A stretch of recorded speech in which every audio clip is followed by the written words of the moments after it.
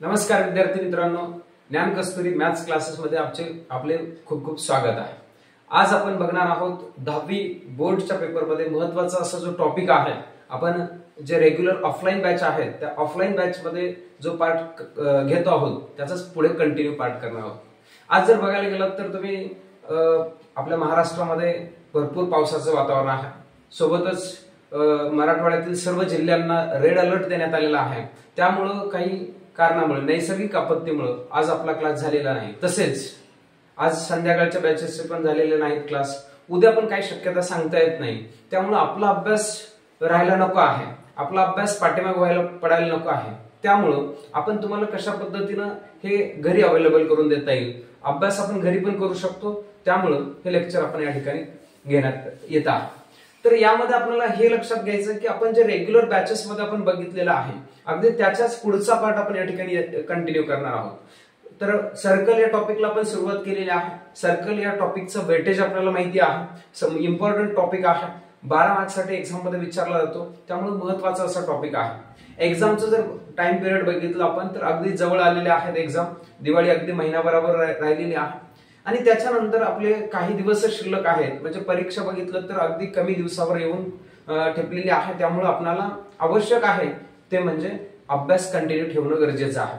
या नैसर्गिक आपत्तीचा सामना करत असताना जरी आपल्याला लेक्चर मध्ये अडथळा आला तरी देखील आपण ऑनलाईन माध्यमातून ह्या लेक्चरला कंटिन्यू करण्याचा प्रयत्न करणार आहोत। तर अपेक्षित आहे की तुम्ही हे लेक्चर व्यवस्थित पद्धतीने याचा अभ्यास आपण करणं गरजेचं आहे। याच्यामध्ये काही डाऊट आहेत, काही समस्या असेल, जो पार्ट तुम्हाला कळालेला नाही ते तुम्ही रेग्युलर लेक्चर मध्ये विचारू शकतात किंवा ऑनलाईन पण तुम्ही कमेंट मध्ये सांगू शकता। ठीक आहे, चला मग आपण पुढचा जो पॉइंट आपण बघतोय त्या पॉइंटचं नाव आहे सर्कल। या टॉपिक मध्ये पुढचा थिअरम बघायचा आपल्याला, theorem of cyclic quadrilateral. Cyclic क्वाड्रिलॅटरलचा आपल्याला थिअरम बघायचा आहे। आता वर्तुळाशी संबंधित याला म्हणतो आपण चक्रीय चौकोनाचा प्रमेय।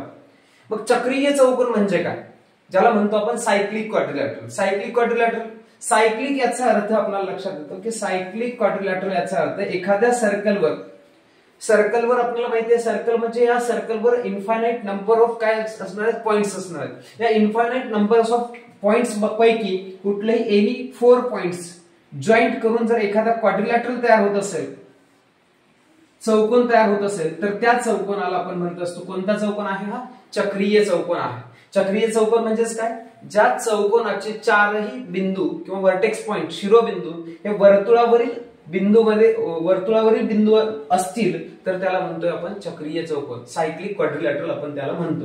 मग सायक्लिक क्वाड्रिलॅटरल कन्सेप्ट कळाली तुम्हाला, मग त्याच्याशी संबंधित आपल्याला थिअरम बघायचा आहे, ज्याचं थिअरमचं नाव आहे काय आहे, थिअरम ऑफ सायक्लिक क्वाड्रिलॅटरल। हा इम्पॉर्टंट असा थिअरम आहे, वारंवार बोर्डच्या एक्झाम मध्ये विचारला गेलेला थिअरम तुम्हाला म्हणून याच्याकडे पाहायचा येतो। सर्कल या टॉपिकवर ज्यावेळेस तुम्हाला प्रश्न विचारले जाणार आहेत, मी आत्ताच म्हटल्याप्रमाणे 12 मार्क्सचं वेटेज आहे, त्यापैकी एक तुम्हाला काय असू शकतो तर थिअरम असू शकतो आणि त्यात एक थिअरम जो येणार आहे तो थिअरम म्हणजे तुमचा जास्त प्रोबॅबिलिटी आहे की हा तुमचा सायक्लिक क्वाड्रिलॅटरलचा थिअरम तुम्हाला विचारला जाण्याची शक्यता आहे। त्यामुळे हा थिअरम व्यवस्थित तुम्ही समजून घेणं गरजेचं आहे। मग आता सायक्लिक क्वाड्रिलॅटरल म्हटलेलं समजलंय तुम्हाला। सायक्लिक क्वाड्रिलॅटरल म्हटलं तर काय असणार आहे, एकाच सर्कलच्या 4 पॉइंट्स, सर्कलवरचे जे 4 पॉइंट्स आपण घेतले कसाही असेल मग तो क्वाड्रिलॅटरलचा आपल्याला शेपशी काही संबंध नाही, पण त्याचे चारही व्हर्टेक्स पॉइंट, जसे इथं व्हर्टेक्स पॉइंट दिसत आहेत आपल्याला, हे चारही व्हर्टेक्स पॉइंट काय आहेत, ओ सेंटर असलेल्या सर्कलवरचे आहेत, ओ केंद्र असलेल्या वर्तुळावरील चारही बिंदू आहेत। 4 बिंदू आहेत आपले ए, पी, क्यू, टी, अशा प्रकारचे 4 पॉइंट्स आहेत। हे चारही पॉइंट्स कुठले आहेत आपले, तर या सर्कलवरचे 4 पॉइंट्स आहेत। म्हणून या क्वाड्रिलॅटरलला म्हणजे quadrilateral A, P, Q, T हा कुठल्या प्रकारचा क्वाड्रिलॅटरल झालेला आहे, चौकोन झालेला आहे, तर चक्रीय चौकोन झालेला आहे। मग आता इथं सांगितलेलं आपल्याला opposite angles of cyclic quadrilaterals are supplementary, म्हणजे याचा अर्थ काय होतोय, हा थिअरम आहे आपला, थिअरमचं स्टेटमेंट दिलेलं आहे, विधान दिलेलं आहे। जर एखादा चौकोन कोणत्या प्रकारचा असेल, चक्रीय चौकोन असेल, तर त्याचे सम्मुख कोन हे कसे असतात, तर पूरक असतात। मग आपल्याला माहितीये पूरक म्हणजेच काय असतात, 180 डिग्री, त्या दोघांची बेरीज काय असणार आहे, 180 डिग्री 180 अंश असणार आहे। मग कुणाची 180 अंश असेल बेरीज, तर सम्मुख कोनाची कोणाच्या सम्मुख कोणाच्या, तर या चक्रीय चौकोनाच्या. चक्रीय चौकोन कळालाय तुम्हाला, इथे माहिती आहे चौकोन APQT हा चक्रीय चौकोन आहे, सायक्लिक क्वाड्रिलॅटरल. मग याच्या ऑपोजिट साइडच्या ज्या ऑपोजिट अँगलच्या ज्या पियर्स आहेत, म्हणजे फॉर एक्झाम्पल इथे आहे A अँगल आहे, ह्या A च्या ऑपोजिट असलेला Q, A आणि Q या दोघांची ऍडिशन केली तर ते सप्लिमेंटरी आहे. सप्लिमेंटरी म्हणजे त्या दोघांची बेरीज ही 180 अंश येते, म्हणजेच A अँगल आणि अँगल Q या दोघांना जर ऍड केलं तर 180 डिग्री यायला पाहिजे. सेम सिमिलरली हा जो अँगल आहे तुमचा कोणता आहे P आणि इथे असलेला अँगल T, हे दोन्ही अपोजिट अँगल्स आहेत. मग याही अपोजिट अँगलची जी काही ऍडिशन येणार आहे, सम येणार आहे, ती 180 डिग्री येणार आहे. कळालं थिअरमचं स्टेटमेंट समजतो. मग आपल्याला हे प्रूफ करायचं आहे. ते प्रूफ करत असताना थिअरम आपण पहिल्यांदा लिहित असतो, तो पार्ट असतो आपला गिवन, त्याला म्हणतो आपण मराठीमध्ये पक्ष. पक्ष मध्ये काय असेल तर आपल्याला माहिती आहे की दिलेल्या पार्ट्स मधून जो काय आहे विधानामध्ये दिलेला भाग आपण पक्ष मध्ये लिहितो. विधानामध्ये काय सांगितलं, इफ पासून देन पर्यंतचा पार्ट असणार आहे. या स्टेटमेंटला जर तुम्ही इफ आणि देन मध्ये कन्वर्ट केलं तर कसं होणार आहे तो, तर if any quadrilateral cyclic quadrilaterals are given किंवा इज गिवन असं म्हटलेलं असेल. म्हणजेच तुम्हाला सांगितलेलं आहे की जर एखादा चक्रीय चौकोन दिलेला असेल तर, मग आपण डायग्राम काढली, सायक्लिक क्वाड्रिलॅटरल या ठिकाणी काढलेला आहे. आणि मग आता पुढे देन आहे, देनच्या पुढच्या पार्टच्या अगोदरचा पार्ट आपण गिवन मध्ये लिहितोय. मग दिलेला पार्ट म्हणजेच तो फक्त सायक्लिक क्वाड्रिलॅटरल हा एवढाच दिलेला आहे म्हणून आपण इथे लिहितोय. पण इथे लिहित असताना इन अ सर्कल, स्टार्टिंग आपली जनरल असते, in a circle with the center is point O point असलेल्या सर्कल मध्ये काय आहे तर क्वाड्रिलॅटरल जो आहे तो कोणता आहे तुमचा APQT is cyclic quadrilateral. Cyclic quadrilateral याला काय म्हणतो आपण मराठीमध्ये, O केंद्र असलेल्या वर्तुळामध्ये. इथं आपण लिहिणार चौकोन APQT हा कोणता प्रकारचा चौकोन आहे, हा चक्रीय चौकोन आहे. एवढंच लिहायचं आपल्याला फक्त. झालं, तुम्हाला गिव्हनचा पार्ट संपला, पक्षचा भाग संपला. जर पासून तर पर्यंत आहे. जर पासून तर पर्यंत सांगितलं मी विधान कसं असणार आहे, जर दिलेला चौकोन चक्रीय चौकोन असेल तर. इथे लिहिलं आपण दिलेला चौकोन आहे, कोणता चौकोन आहे सांगितलं, तो चक्रीय चौकोन आहे. हे पण आपण या ठिकाणी सांगितलेलं आहे. आपण सांगितलं in circle with center is point O and quadrilateral APQT is a cyclic quadrilateral. समजलं आता. आता पुढचा भाग आहे, तो पुढचा भाग म्हणजेच काय असतो आपला टू प्रूव्ह असणार, त्याला म्हणतो आपण साध्य. साध्य मध्ये काय असेल, साध्य म्हणजे देनच्या पुढचा पार्ट. मग देनच्या पुढे आपल्याला समजतो, देनच्या पुढे काय सांगितलेलं आहे, then the opposite angles of a cyclic quadrilaterals are supplementary. म्हणजे त्याच्या अपोजिट अँगल्स जे आहेत ते सप्लिमेंटरी म्हटलेलं आहे. सप्लिमेंटरीचा अर्थ समजतो आपल्याला. सप्लिमेंटरी म्हणजेच काय असतो, पूरक.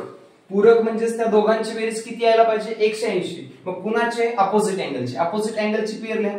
एक आहे समजा A अँगल सांगायचं तर PAT, 3 अक्षरी नाव लिहितो आपण याला PAT. सप्लिमेंटरी आहेत म्हणजे प्लस लिहावं लागेल. अँगल कोणता असेल, A च्या अपोजिट Q आहे म्हणून PQT असं लिहूयात आपण. Angle PQT is equal to 180 degree, 180 अंश. अशा पियर एकच आहे का या क्वाड्रिलॅटरल मध्ये, नाही. टोटल अँगल जर बघितलं तर 4 अँगल्स असतात, बरोबर. मग तिथं अपोजिट अँगलच्या पियर म्हटलं तर 2 येणार. मग ही एक पियर झाली. दुसरी पण पियर लिहिता येते आपल्याला. दुसरी जोडी सांगा. जोडी म्हटलं तर येतं आपल्याला, सांगता येतं. सांगा मग जोड्या येतात, जोड्या लावायला आपल्याला, बरोबर आहे, येतात का नाही.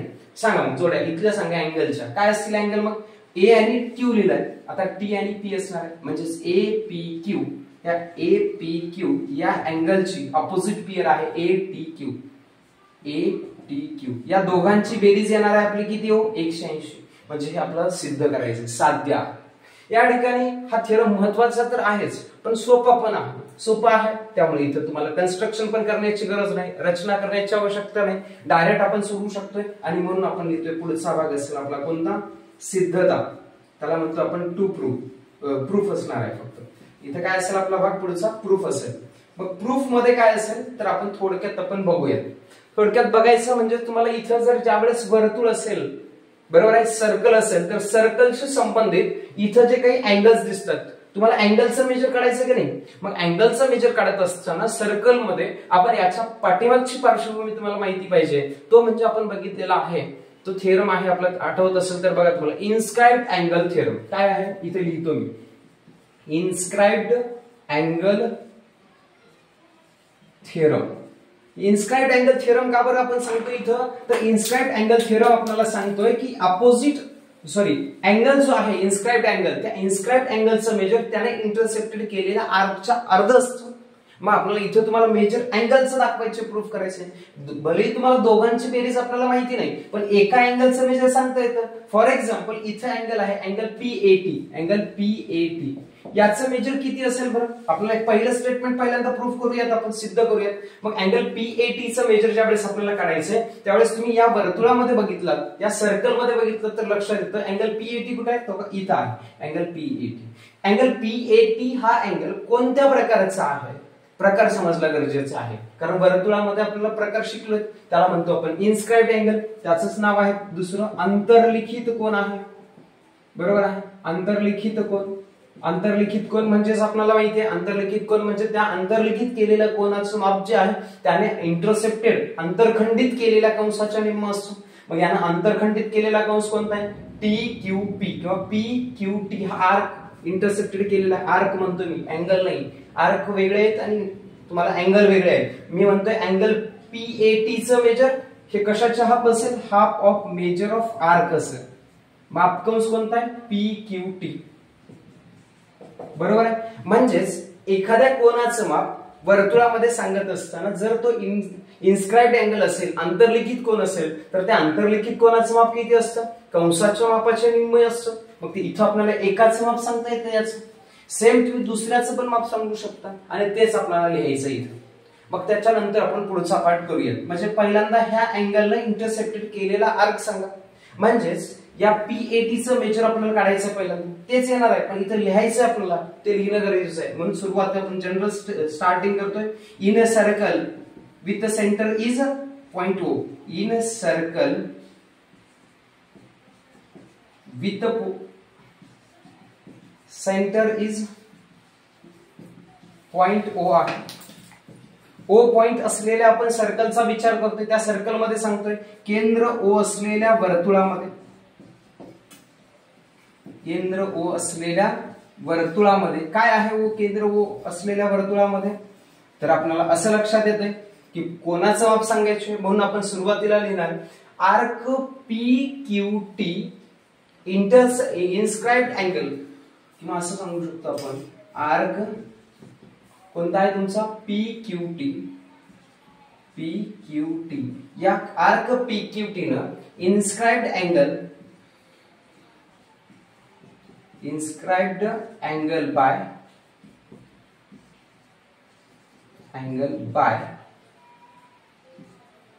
अँगल कोणता आहे तुमचा PAT. म्हणजेच या आर्क कोणता आहे, कंस PQT, या कंसाने कोण PAT हा काय केलेला आहे, अंतर्लिखित केलेला कोण आहे असं आपण स्टेटमेंट लिहिलेला आहे. मग या स्टेटमेंट नुसार आपल्याला थिअरम वापरता येतोय आणि त्या थिअरमचं नाव आहे, कोणतं थिअरम आहे आपला, इन्स्क्राइब्ड अँगल थिअरम आहे. आणि म्हणून आपण लिहितो इथं फ्रॉम इन्स्क्राइब्ड अँगल थिअरम. म्हणजेच तुम्हाला लिहिता येतो कोणता प्रमेय आहे आपला, हा अंतर्लिखित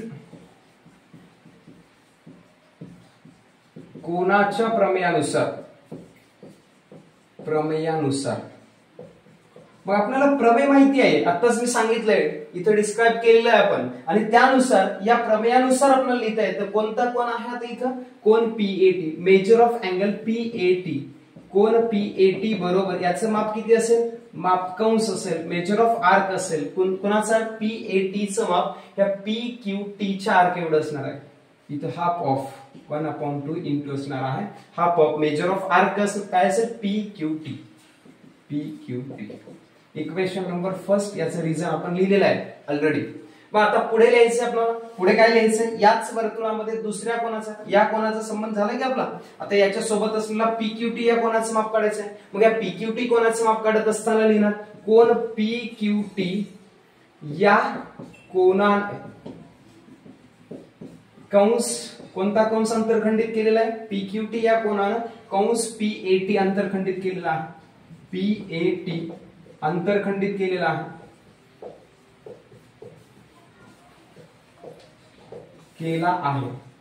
अंतरखंडित केला म्हणजे परत अंतर्लिखित कोणाचा प्रमेय, same from inscribed angle theorem,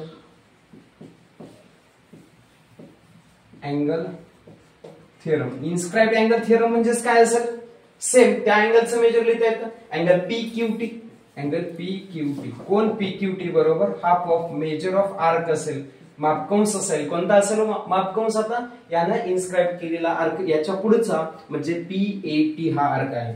P A T. Equation number second. दोन्ही पार्ट्स आलेले आहेत, या दोघांचंही तुम्हाला अँगलचं मेजर मिळाले. आता दोघांचं काय करायचं हो तुम्हाला इथे सांगते.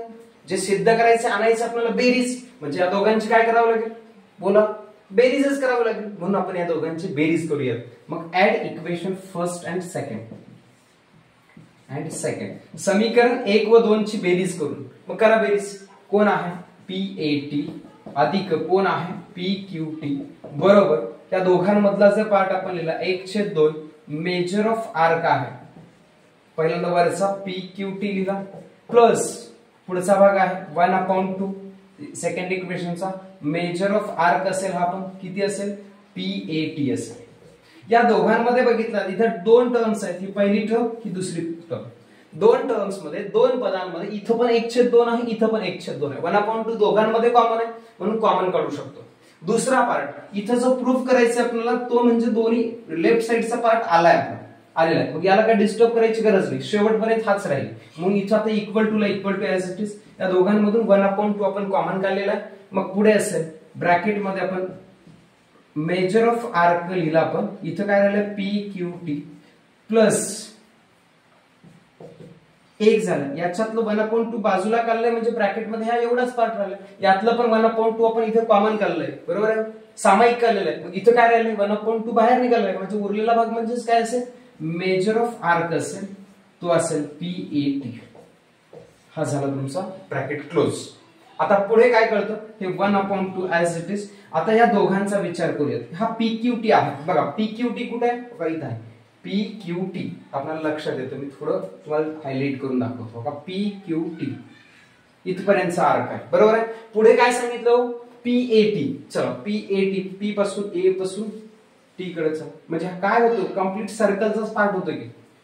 आणि मग कम्प्लीट सर्कलचा पार्ट होतोय म्हणजे या दोघांची बेरीज property of measure of angle बरोबर आहे, measure of arc, property of measure of arc. वर्तुळ कंसाच्या मापाची बेरीज आपल्याला माहिती आहे. Property of measure of arc नुसार या पूर्ण कंप्लीट सर्कल होतोय त्यामुळे त्या कंप्लीट सर्कलचं मेजर आपल्याला माहिती आहे. पूर्ण वर्तुळ कंसाचं माप आपण लिहून घेतलेलं आहे ते किती असतं 360 डिग्री 360 अंश. इथे लिहावं लागेल मेजर ऑफ कंप्लीट सर्कल, पूर्ण वर्तुळ कंसाचे माप. आता याला भाग घालता येतो, 2 ने डिवाइड केलं की त्याला 180 डिग्री आणि या ठिकाणी आलेला आहे आपलं 180 डिग्री. अँगल कोणता आहे तुमचा P A T plus angle आहे पी क्यू टी.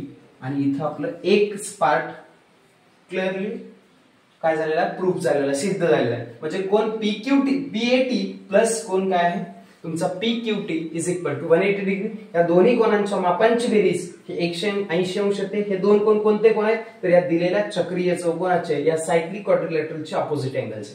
आपल्याला दोन्ही काय करायचे प्रूफ करायचे. पहिलं प्रूफ झालेला आहे पण सेकंड जे प्रूफ करायचं आहे आता ते करत असताना तुमच्याकडे 2 मेथड्स येतात. आता पूर्ण कम्प्लीटच जर चौकोनाचा विचार केला क्वाड्रिलॅटरलचा विचार केला तर sum of all angles of quadrilateral is equal to 360 degree असतं. मग त्या 360 अंशामधून या दोन कोणांची मापांची बेरीज जर आपण 180 वजा केली तर उरलेल्या दोन कोणांची बेरीज 180 अंश येते. एक पार्ट झाला असं प्रूफ करू शकतात तुम्ही. दुसरा पार्ट आपल्याला असा येतोय की जर या पद्धतीने जसं प्रूफ केलं आपण काय लिहिलं इक्वेशन फर्स्ट लिहिलं आपण, सेकंड इक्वेशन लिहिलं आणि त्या दोन्ही इक्वेशनचे ऍडिशन केल्याच्या नंतर तुम्हाला हे भेटलं. मग similarly we can prove that. तर अशाच प्रकारे तुम्हाला सिद्ध करता येतं angle APQ is equal to plus angle ATQ is equal to 180 degree. म्हणजे हेही तुम्हाला प्रूफ करता येतं. कसं तर अशाच प्रकारे. मग सेम ज्या पद्धतीने तुम्हाला पहिलं प्रूफ केलंय अगदी त्याच पद्धतीने जर प्रूफ करायचं असेल तर आपण प्रूफ करतो का नाही. मग त्या ठिकाणी काय लिहितो तर डायरेक्ट लिहितो आपण similarly we can prove that. काय प्रूफ करू शकतो आपण तर उरलेला पार्ट अँगल कोणता आहे तुमचा angle A P Q plus angle काय तुमचा ATQ is equal to 180 degree. आणि अशा प्रकारे in this way we can prove that opposite angles of a cyclic quadrilateral is a supplementary. म्हणजे या पद्धतीने आपल्याला हा प्रमेय पेपरमध्ये सोडवता यायला पाहिजे. पेपरमध्ये तुम्ही एवढ्या अशा पद्धतीने या स्टेपनुसार जर सोडवला तर तुम्हाला या प्रश्नासाठी 3 मार्क्स मिळणार आहेत. जरी 3 मार्क्स साठी जर हा थिअरम विचारला नसेल तर कदाचित तुम्हाला याच्यावर 100% क्वेश्चन विचारला जाईल. तर तो क्वेश्चन नेमका कशा प्रकारचा असेल ते आपल्याला नेक्स्ट लेक्चर मध्ये बघायचं आहे. कसं असेल, एका अँगल दिलं असेल, समजा हा म्हटलं तुम्हाला हा अँगल ए जो आहे तो 100 डिग्रीचा आहे, तर अँगल क्यू किती डिग्रीचा असेल, दोघांचे जे ऍडिशन आहे ते 180 डिग्री आहे. मग हा 100 अंशाचा आहे तर हा किती असेल, 180 येण्यासाठी 80 अंशाचा देणार आहे. म्हणजे अशा पद्धतीने सोप्या प्रकारचे प्रश्न 2 मार्काला पण तुम्हाला या प्रकारचा प्रश्न विचारला जाऊ शकतो किंवा 1 मार्कसाठी पण प्रश्न विचारला जाईल. पण तुम्हाला जर हा कदाचित थिअरमच विचारला तर तुम्हाला या पद्धतीने हे सोडवता येणं गरजेचं आहे. परत एकदा सांगतोय कोणकोणत्या स्टेप्स आपण या ठिकाणी केलेल्या आहेत. सगळ्यात पहिल्यांदा आपण लिहिलं की या ओ सेंटर असलेल्या सर्कलचा विचार केला, त्याच्यामध्ये एका अँगलचं मेजर काढलं. एका अँगलचं मेजर कसं काढता येतं, त्याने इंटरसेप्टेड केलेल्या आर्कचा हाफ असतो. हे कोण सांगतं, इन्स्क्राइब्ड अँगल थिअरम सांगतो. म्हणजे इन्स्क्राइब्ड अँगल थिअरम इथे महत्वाचा आहे. सेम याच्या अपोजिट असलेल्या अँगलचं मेजर काढलं. या अँगलचं मेजर काय असणार, याने इंटरसेप्टेड केलेल्या आर्कच्या हाफ असतं. ते इक्वेशन सेकंड लिहिलं. इक्वेशन फर्स्ट आणि सेकंड आपण ऍड केलं, बेरीज केलं. तर तुम्हाला ही डावी बाजू तर आलेली आहे सिद्ध करण्याची. या दोघांमध्ये तुम्हाला सेम पार्ट जो दिसतो 1/2 आपण कॉमन काढला. कॉमन काढल्याच्या नंतर हे पूर्ण कंप्लीट सर्कल तयार होतं. या दोघांना बेरीज केलं की मग या दोघांची बेरीज 360 लिहिली आपण. म्हणजे पूर्ण वर्तुळ कंसाचं माप 360 अंश असतं हे दाखवलं. 360 ला 2 भाग घातलं, 180 उत्तर आलं. एक सिद्ध झालं की आपण सेम अशाच प्रकारे सिद्ध करता येते की कोण एपीक्यू अधिक कोण एटीक्यू बरोबर 180 अंश. अशा पद्धतीने आपल्याला या प्रमेयाचे 3 पैकी 3 मार्क्स मिळू शकतात. महत्वाचा प्रमेय आहे हे बघा, प्रॅक्टिस करा, वहीमध्ये लिहा, स्वतः लिहिण्याचा प्रयत्न करा. समजल्याच्या नंतर बाकीचा जो भाग आहे तो नेक्स्ट लेक्चर मध्ये आपण बघूयात. अपेक्षा आहे तुम्हाला हा पाठ समजलेला असेल तर तशा पद्धतीनं कमेंट मध्ये सांगा. आपण अशाच प्रकारचे आणखी काही पार्ट्स या सोबतच युट्यूबवर घेण्याचा आपण प्रयत्न करूयात. धन्यवाद.